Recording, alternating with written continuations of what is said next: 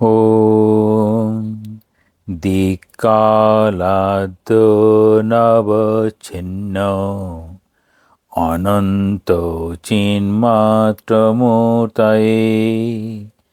स्वानुभूते कमनाय नमो शान्ताय तेजसे ऋतम् आत्मा परं ब्रह्म सत्यमित्यादिकाबुधैः कल्पिता व्यवहारार्थं संज्ञातस्य মহাত্মনঃ। যোগবাশিষ্ঠ সার ষষ্ঠ অধ্যায় আত্মমনন প্রকরণ, আজ দ্বিতীয় নম্বর শ্লোক থেকে। আত্মমনন অর্থাৎ যদি আমরা আত্মা চিন্তা করি, সাধারণভাবে সেখানে জীবাত্মা, আত্মা, প্রত্যগাত্মা একদম অন্তে গিয়ে পরমাত্মার সঙ্গে এক বলে বোধ হয়। প্রথমত আমরা যে নিজেদেরকে জীবাত্মা বলে ভাবি, তার কারণ আমরা বিচার করতে ভুলে যাই। যে কারণে এখানে বলা হচ্ছে বিচারাভাব বশতই, অর্থাৎ বিচারের অভাব বশতই মিথ্যা পদার্থ সত্যরূপে প্রতিভাত হইতেছে। এটা বলছেন। কিরম বলছেন?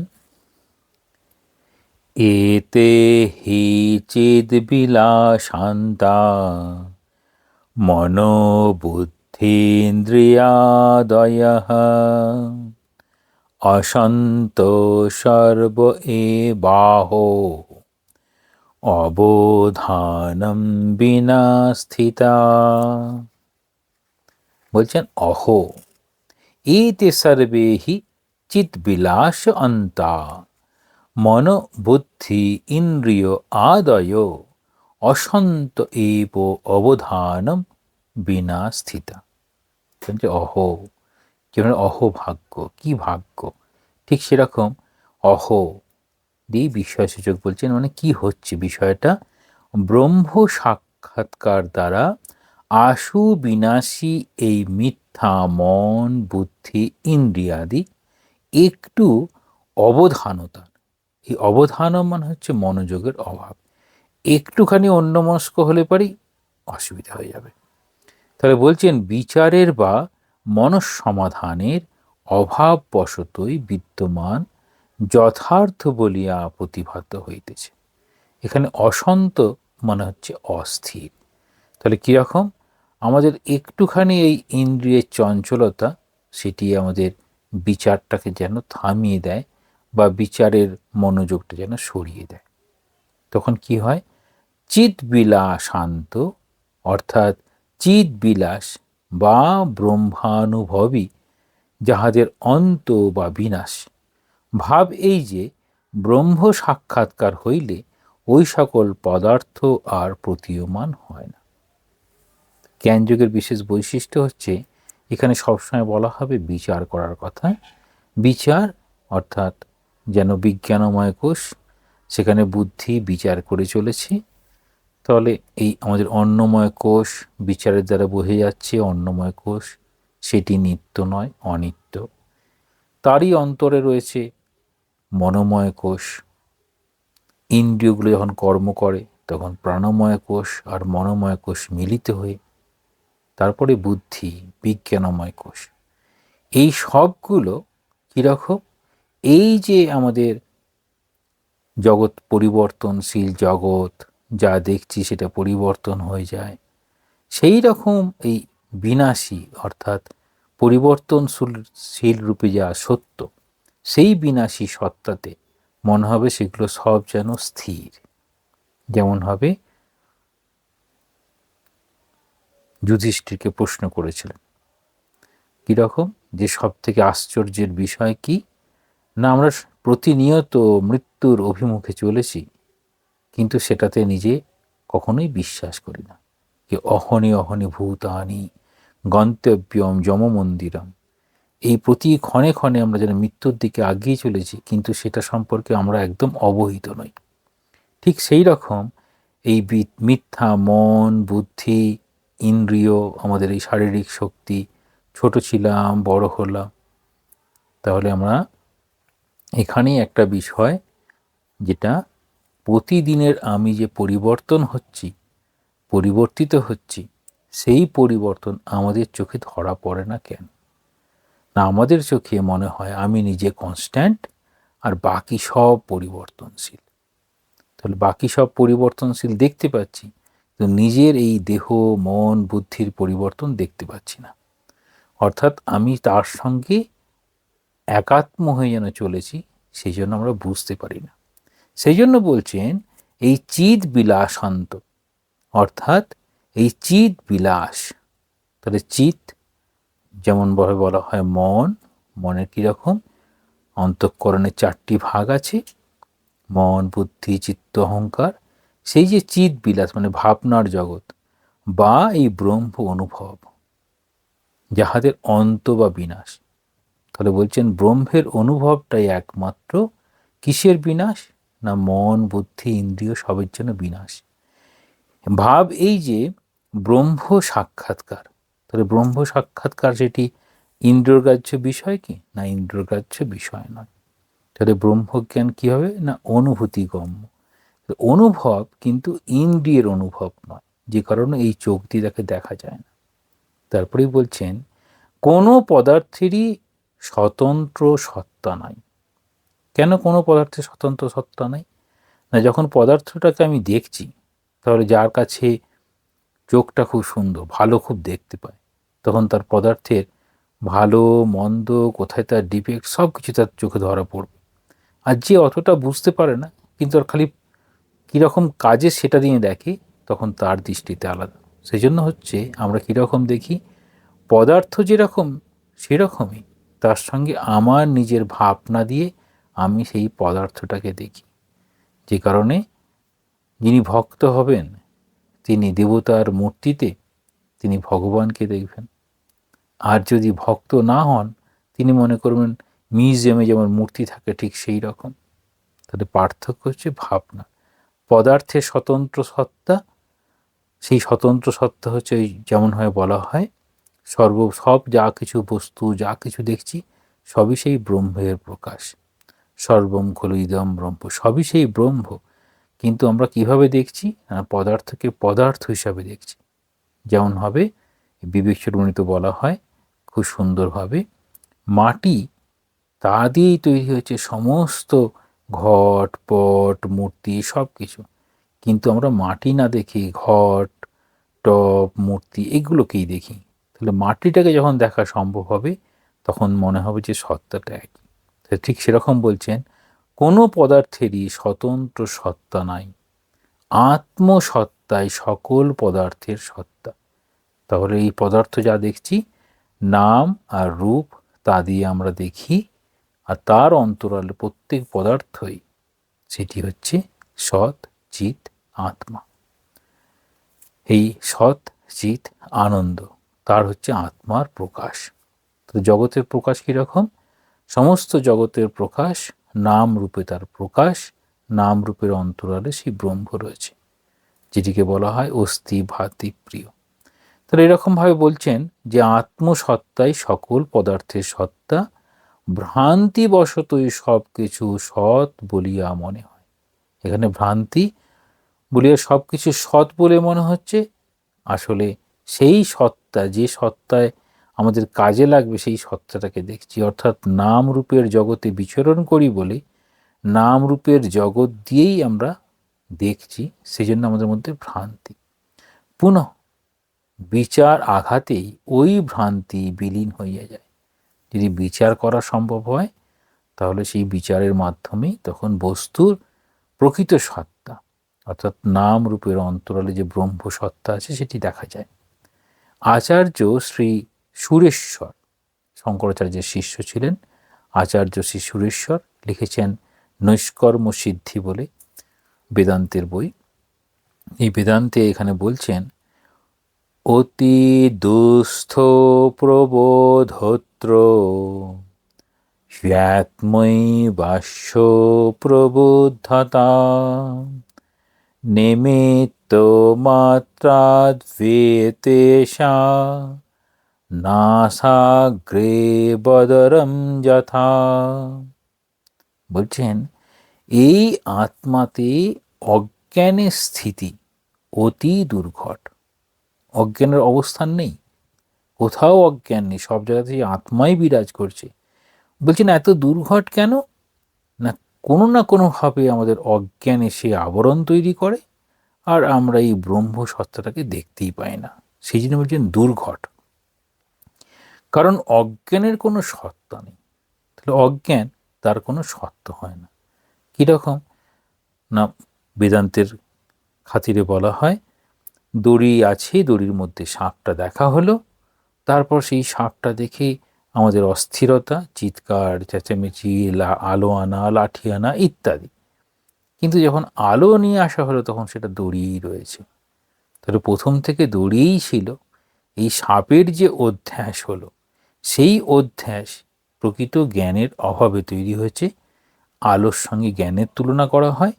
ঠিক সেই রকম এই যে অজ্ঞানের স্থিতি, সেটি আমাদের জগৎকে জগৎ রূপে দেখাচ্ছে। আমরা যেভাবে দেখছি, তার অন্তরালে যে ব্রহ্মসত্তা আছে সেটা দেখতে পাচ্ছি না।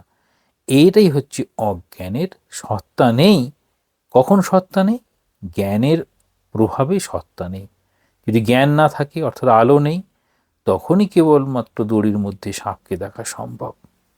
আত্মাই ইহার সত্তা। প্রকৃত সত্তা কি? আত্মা। সুতরাং এই অজ্ঞান কিঞ্চিত বিচার রূপ। তাহলে অজ্ঞান কখন চলে যায়? না, জ্ঞান এলে পরে অজ্ঞান চলে যাবে। ঠাকুর যেমন বলছেন 1000 বছরের অন্ধকার ঘর আলো নিয়ে আসা হলো, কি ধীরে ধীরে আলোকিত হবে, না সঙ্গে সঙ্গে আলোকিত হয়ে যাবে? বলছেন সঙ্গে সঙ্গে আলোকিত হয়ে যাবে। সেই জন্য কিঞ্চিত, অল্প একটু জ্ঞান যদি আসে, তার নিমিত্ত দ্বারাই নাশ হইয়া যায়। তাহলে কি বলছেন? সুতরাং এই অজ্ঞান কিঞ্চিত বিচার রূপ নিমিত্ত দ্বারাই নাশ হইয়া যায়। তাহলে উপাদান কারণ আর নিমিত্ত কারণ আছে। তাহলে উপাদান কারণ আর নিমিত্ত কারণ দুটোই ব্রহ্মের স্বরূপ। এই নিমিত্ত, যেন কুমোরটা নিমিত্ত ছিল, আর সেখানে এই মাটিটা ছিল উপাদান কারণ। তাহলে নিমিত্ত কারণ উপাদান কারণ মিলে ঘট পট সব তৈরি হয়েছে। তাহলে এত কিছু যে তৈরি করার, সেখানে বলছেন যদি বিজ্ঞান বা বিচার বা জ্ঞান এটা যদি আসে, সঙ্গে সঙ্গে অজ্ঞানটা চলে যায়। কীরকম চলে যায়? বলছেন নাসাগ্র স্থিত, এই নাকের যে টিপ অব দ্য নোজ, নাকের ওখানে বদরি ফল হচ্ছে একটা ছোট্ট গোল গোল ফল, অনেকটা দেশি কুলের মতো দেখতে হয়। সে তার কথা বলছেন বদরি ফল, টক মিষ্টি এইরকম জাতীয় ফল। বদরি ফল খুব ছোট্ট একটি ফল। সেই ফলটা যদি নাকের উপরে রেখে দেওয়া হয়, তাহলে একটুখানি হাত দিলেই সেটি নাক থেকে পড়ে যাবে। তাহলে নাক থেকে পড়ে যাওয়ার জন্য কী করতে হয়? না, একটুখানি হাত দিলেই চলে যায়। এবার বলছেন কীরকম হবে অবস্থাটা যদি জ্ঞান লাভ হয়? অল্প জ্ঞানের ছোঁয়া পেলে পারি, তাহলেই ওই নাক থেকে ওই বদরি ফলটা পড়ে যাবে। ঠিক সেই রকম। তাহলে এই দুর্ঘট অজ্ঞানের স্থিতি হচ্ছে দুর্ঘট, কিন্তু যদি জ্ঞান আসে তখন সবটাই আলোকিত হয়ে যায়। তাহলে বলছেন এখানে কীরকম বলতে চাইছেন? শিষ্যকে বলতে চাইছেন গুরু যে তুমি যদি একটু চেষ্টা করো তাহলেই হবে। কিন্তু যারা এই সাধক তারা জানে যে এর চেষ্টাটা গুরুদেবরা অল্প অল্প বলেন, কিন্তু এটা কঠিন চেষ্টা। এই জগতের যত মোহ, যত তার আকর্ষণ, সব কিছুর ঊর্ধ্বে যাওয়ার জন্য যে বিচার, সেই বিচারটি খুব সহজ। কিন্তু সবসময় গুরুদেবরা কি বলবেন? শিক্ষক ছাত্রকে সবসময় এনকারেজ দেন, এই এনকারেজ করেন, অর্থাৎ উৎসাহ দেবেন। এই উৎসাহ দেবেন বলেই এরকম বলছেন ছোট্ট একটি ফল নাকের উপরে আছে, একটু হাত লাগাও, ঠিক পড়ে যাবে। যদি হাত না লাগাও তাহলে নাকেই থেকে যাবে। এটাকে বলছে চেষ্টা করা। তাহলে আমাদেরকেই চেষ্টা করতে হবে। আমাদের এই যে মিথ্যা অধ্যাস, সেটি জ্ঞানের প্রভাবে যতদূর চলে যায়। এবার বলছেন কিন্তু তথাপি তা সত্ত্বেও অবিদ্যার কি আশ্চর্য প্রভাব। তাহলে কি অবিদ্যার কি আশ্চর্য প্রভাব? যাহা দ্বারা মিথ্যা বস্তু ও সত্য বলিয়া প্রতিভাত হয়, ইহাই আচার্য পুনরায় পরবর্তী শ্লোকে বলিতেছেন। অর্থাৎ শ্রী সুরেশ্বরাচার্য আবার বলছেন, আমরা দেখি অবতারদের মহিমা, অবতাররাও দেখান জীবনে তাদের বিচ্ছেদ বা কারোর মৃত্যু, নিকটাত্মীয় বা কত দুঃখ, তাকে কত বেদনা দিচ্ছে, কত কষ্ট পাচ্ছেন। জগৎ পরিবর্তনশীল, কোনো কিছুই বেশি দিন থাকে না, তারা খুব ভালো করে জানেন। কিন্তু তারপর এরকম বলবেন, সুখ দুঃখ আপাতভাবে প্রতিমান হয়ে আবার সেটি চলে যাবে। কিন্তু কিভাবে আমরা এই শ্লোকে বলতে চাইবেন যে এই যে প্রভাব, এই প্রভাবের ঊর্ধ্বে কী করে যাওয়া সম্ভব? কিন্তু অবিদ্যার খুব শক্তি আছে। ঠাকুর যেন বলতেন বিদ্যা মায়া, অবিদ্যা মায়া। তাহলে সেই বিদ্যা অভাব হলে পরেই অবিদ্যা হয়ে যাবে। এখানে কোনটার অভাব বলা হবে? না, বিচারের অভাব। তাহলে বিচারের অভাব যখনই হবে তখনই আশ্চর্য সব বিষয়বস্তু। তাহলে বিচারের অভাব আমরা কী করে বুঝতে পারি? পেটটা ঠিক নেই, অনেক সুন্দর সুন্দর খাবার এসেছে, বিচার একবার আসছে যে পেটটা গোলমাল আছে, খাবারটা খেলে অসুবিধা আছে, আবার মনে হচ্ছে অনেক খেয়ে নিই, আর এইরকম সুন্দর খাবার কি আর পাবো?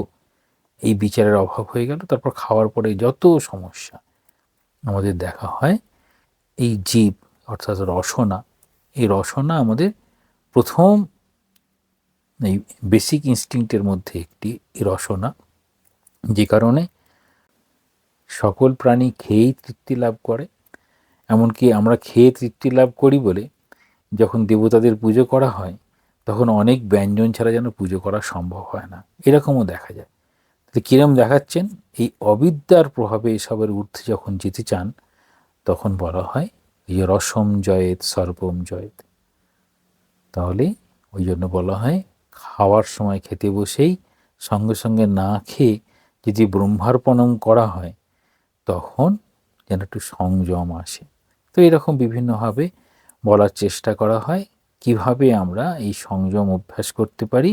সংযম অভ্যাস করলে পারি অবিদ্যা যতটা আমাদের এই ভ্রমে ফেলতে পারে বা আমাদের ভুল পথে নিয়ে যেতে পারে ততটা আর পারে না। এখন কি বলছেন?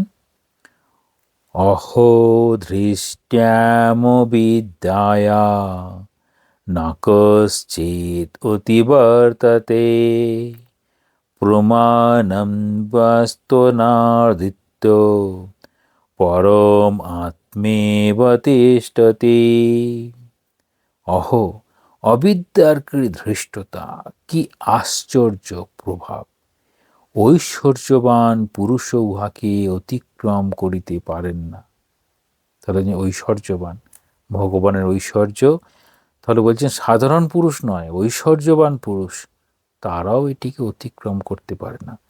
কারণ প্রমাণ ও বস্তুর স্বভাব তিরস্কার করত এ অবিদ্যা ও তৎকার্য দেহাদি সত্য আত্মার ন্যায় প্রতিভাত হইয়া থাকে।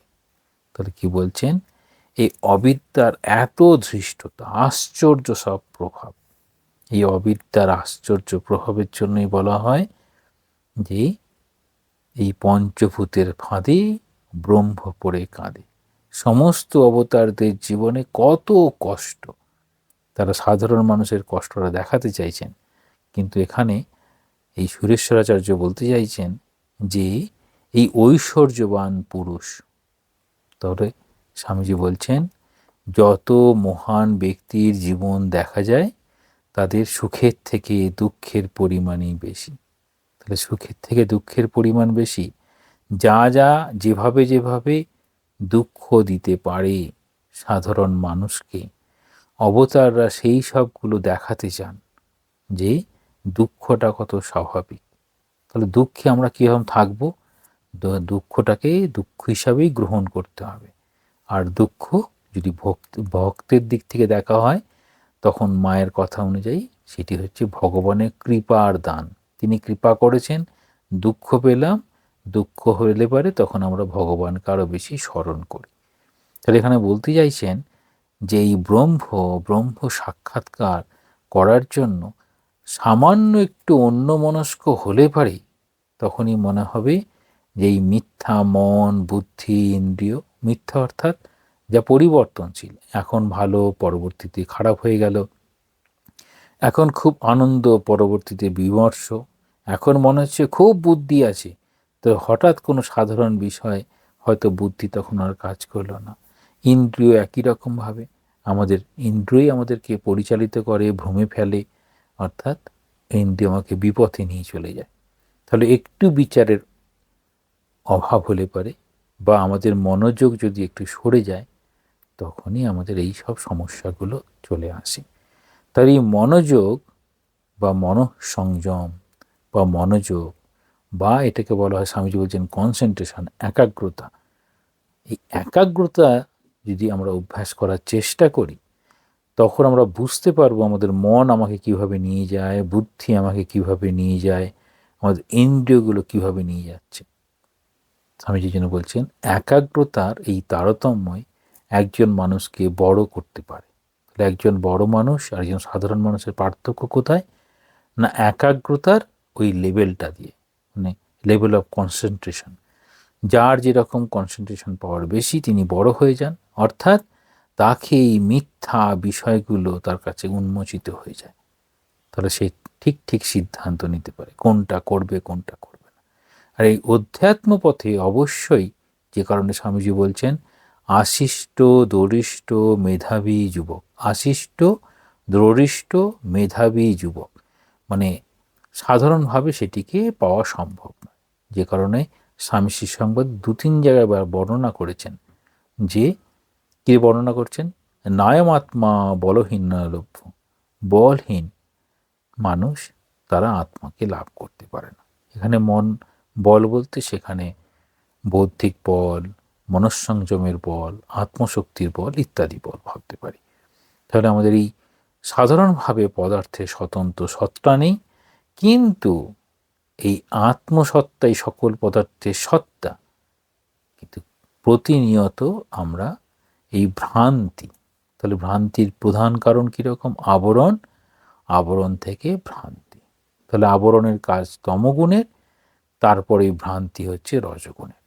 তখন দেখা যাচ্ছে আর সত্যগুণের দিকে যাওয়া সম্ভব হচ্ছে না। তাহলে যে যত বেশি বিচার পরায়ণ হবে, তার সঙ্গে সঙ্গে অনেকেই বলে থাকেন, বেশিরভাগ গুরুদেবরা তাই বলেন, বিচার, কিন্তু বিচারের সঙ্গে সঙ্গে ভক্তির একটা আবেশ থাকলে সুবিধা হয়।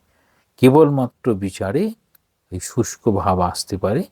সেজন্য ঠাকুরের কথা হচ্ছে জ্ঞান মিশ্রা ভক্তির কথা বলছেন।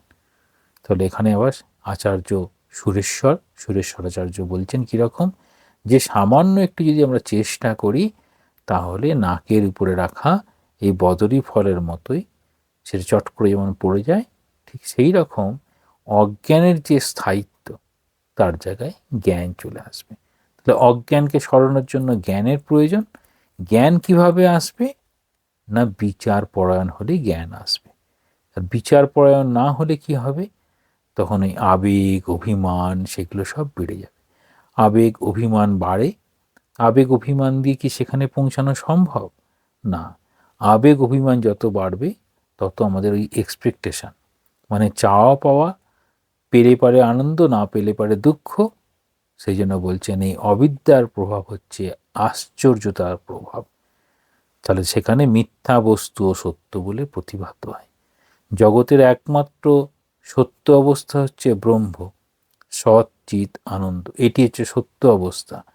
কিন্তু ব্যবহারিক এই সত্তা, তাহলে ব্যবহারিক সত্তার আগে এই তুচ্ছ সত্তা, প্রাতিভাসিক সত্তা, এর ঊর্ধ্বে যে ব্যবহারিক সত্তা, তার ঊর্ধ্বে পারমার্থিক সত্তা। তাহলে পারমার্থিক সত্তা যখন পৌঁছানো হয়, তখন আর সব কিছুকেই চৈতন্য সত্তার মধ্যে আর কোনো ভেদ দেখেন না। যেমন হবে মহাবীর হনুমানের কথায়, আমি কখনো দাস হিসাবে দেখছি, কখনো আমি অংশ হিসাবে দেখছি।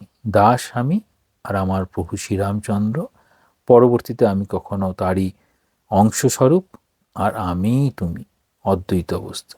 কিন্তু অবিদ্যার প্রভাবে কি হয়? যে এই ঐশ্বর্যবান পুরুষও উহাকে অতিক্রম করতে পারে না।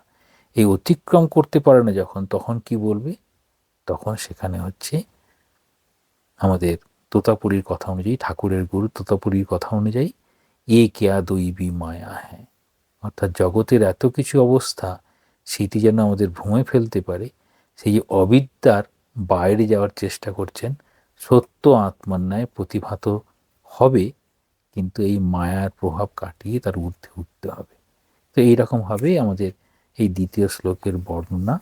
তাহলে বর্ণনা কীরকম নিয়ে আসছেন, যে বিচারের অভাব যখনই আসবে তখনই মনে হবে এই জগৎটাই সত্য, আর যখন বিচার আসবে তখন জগতের অন্তরালে সেই আত্মাই সত্য। তাহলে ঠাকুরের কথা অনুযায়ী বেল, তার খোসা, তার শ্বাস, তার বীজ সব কিছু নিয়েই, অর্থাৎ ব্রহ্ম সত্য, জগৎ মিথ্যা, তারপরে আসবে ব্রহ্ম সত্য, জগৎ সত্য, কিন্তু বিচারের অভাব হলে পারে কেবল জগৎ সত্যরূপে প্রতিভাত হবে, ব্রহ্ম সত্য সেটি আর থাকবে না। এই কারণেই ব্রহ্মের স্বরূপ বোঝার প্রয়োজন, সেই স্বরূপের জন্য আত্মমনন একান্ত উপযোগী। ওম শান্তি শান্তি শান্তি। হরি ওম তৎসৎ। শ্রীরামকৃষ্ণার্পণমস্তু।